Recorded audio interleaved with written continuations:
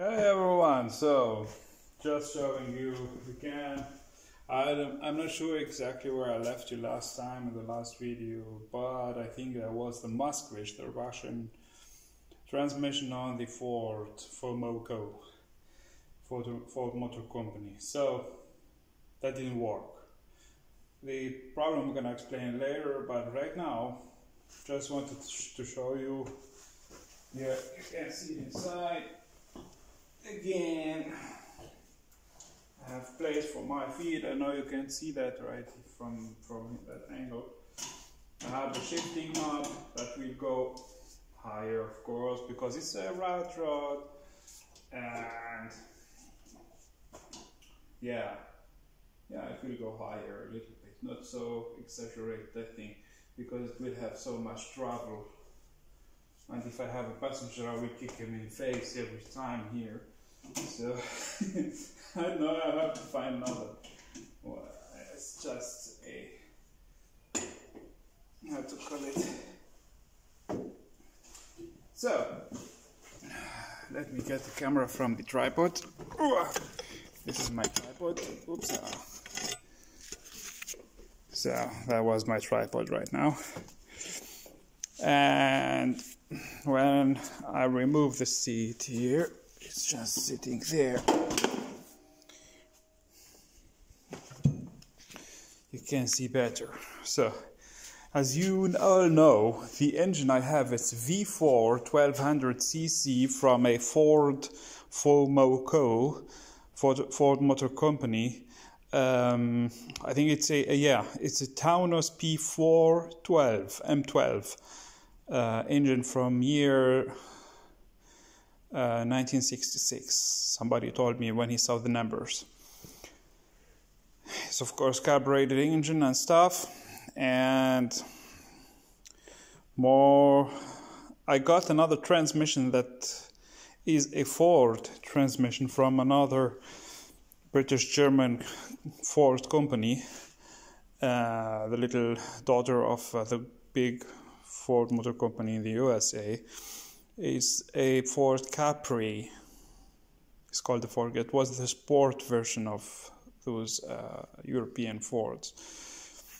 The same problem they did for every second month on the year, another new transmission with other bolts and other stuff. So it didn't fit on the. Let's go back again to the Chernobyl corner I have here. So it came out with this clutch plate, or how to call it, transmission plate. It didn't work, so I had to cut it, and it is casting, or how to call it, steel, gray one. And I just cut from here exactly the same shape of the transmission, and I bought another one. It's still on the engine that have the same fitting like the engine, you know. And this one, this is the original one from this transmission that came with the engine. But the other one I bought is longer, so deeper. I mean, like this one, the same like this one. So I have to cut this one, and I cut the other one, the same size. The same shape of the transmission plate I cut from the original transmission adapter, or how to call it, mounting plate, and I welded it inside.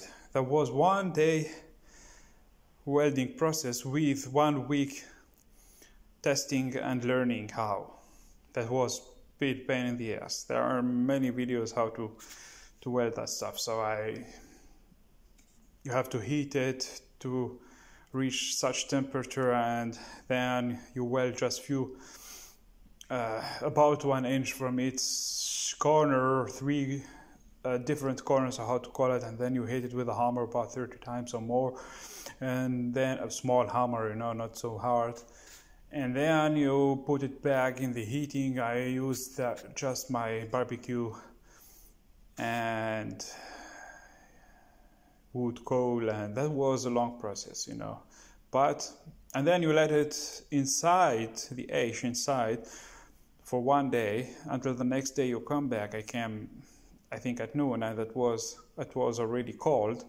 So you let it cool with the fire. When the fire cools down, it cools down with it. It was a longer process, you know. But I fitted the transmission from the Capri on that engine, and it works, and the clutch works even better than the other solution I made with the Moskvich, and yeah, everything works. I cut my firewall, as you can see, because I have to change stuff here. The problem that went with the Moskvich transmission is that, so I have to find a sitting position here on the frame. The shifting knob, I had to build some rods and stuff because the shifting stuff was here. So I did, and it was a bit brighter and wider. I mean, bright is German breit, German word for wide. So wider than this one. And now if you can turn on my light, yeah, that new cell phone is pretty nice. Or how to call it. So I have now more place here because I didn't have place anymore for my feet, not even for one pedal using the other transmission. So now I have more place, and as you can see, I reconfigured all the cross members, even the rear one which I'm sitting on right now. It will be changed, I think. Yeah, for sure. I built those ones, still have to finish the weldings and stuff, but the transmission holds right now. This is the way it should be. And you can shift. Where is it? Here's my knob. Yeah, everything. So I have to unscrew it, screw a little longer rod here, and yeah, make another one. So I ordered since 6 weeks now from China the new gauges here. They are out of chrome with a black inside, and I have to figure out if I'm gonna put, yeah, I'm gonna put a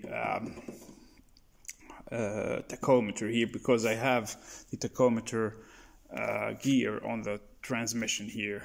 Just run a cable out here, and you know.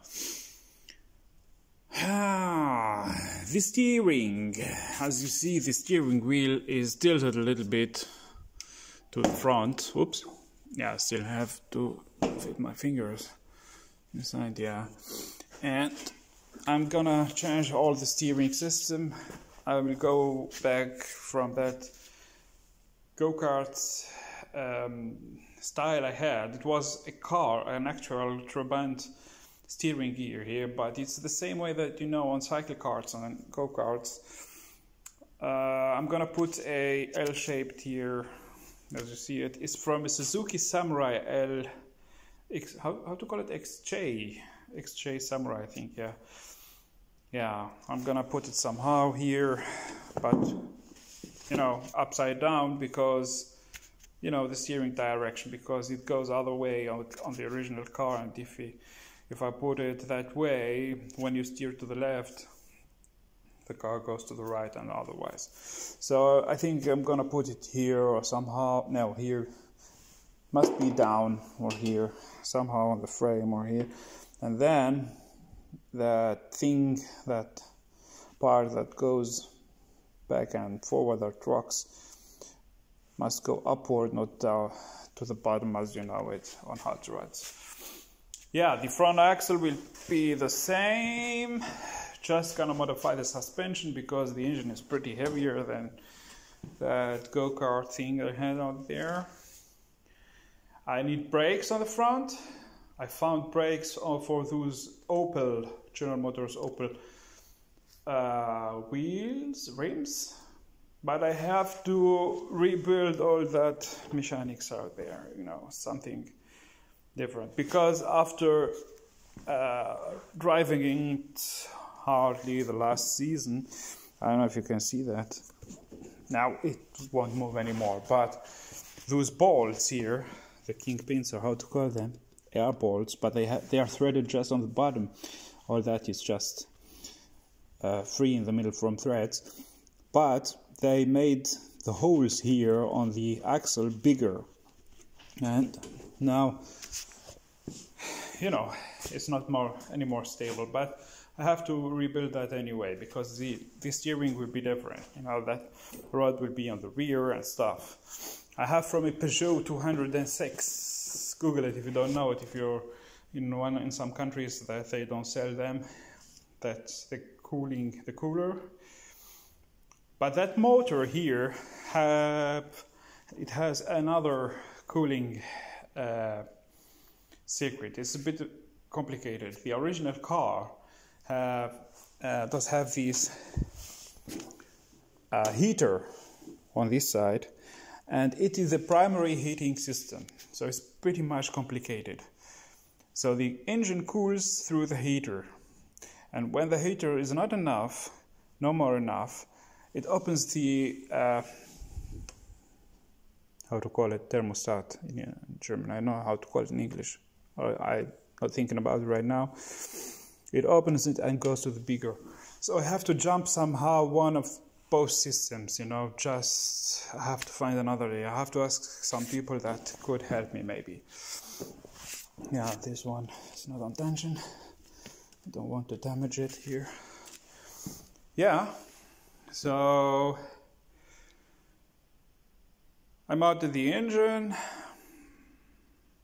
and yeah, I have new tires. Old school design tires. Yeah, baby. They are tubeless, but they had tubes inside, you know. Another rear suspension will be mounted there. I used, you know, this is my original rear suspension, the differential from Mercedes, and I have the brakes from Mercedes here, and then those shafts, drive shafts, or how to call them, going to the wheels, but mounted permanently to the frame here. They don't have any suspension in them, and I welded even those hub mounts on them. I took one of them, and it will be my crankshaft, or how to call it, my, you know, drive shaft from the transmission. Here, I found already one of the 4 pieces here that I have on the old system that worked on this transmission, because it was pretty damn expensive. But it's going to be mounted fixed right there. It won't move, slide, you know, with the suspension. What slides will be this one, you know. This one slides and tilts even and does everything. I don't know if you can see that. I'm just holding through that rig, my cell phone, you know, and it does everything. So this one will be on the differential on the rear. Yeah, still have to re-weld the frame on the rear, because I cut everything I had, and I have to make it clean, looking a little cleaner. Yo! Redoing the other cross members on the rear, the one I sit on, and maybe one in the middle would be there, and I don't know. Yeah, other tunnel and stuff, but, you know, let's take another perspective. Yeah, here we are. That's how it should look with the new engine, maybe, yeah. New headlights, they are much bigger, some real old school headlights, not the tractor one I had. And yeah, the brake cylinder will be on the bottom. Also, the brakes will be higher than the cylinder, you know, a little bit, or maybe the same level, but my brakes fluid reservoir is here, will stay here.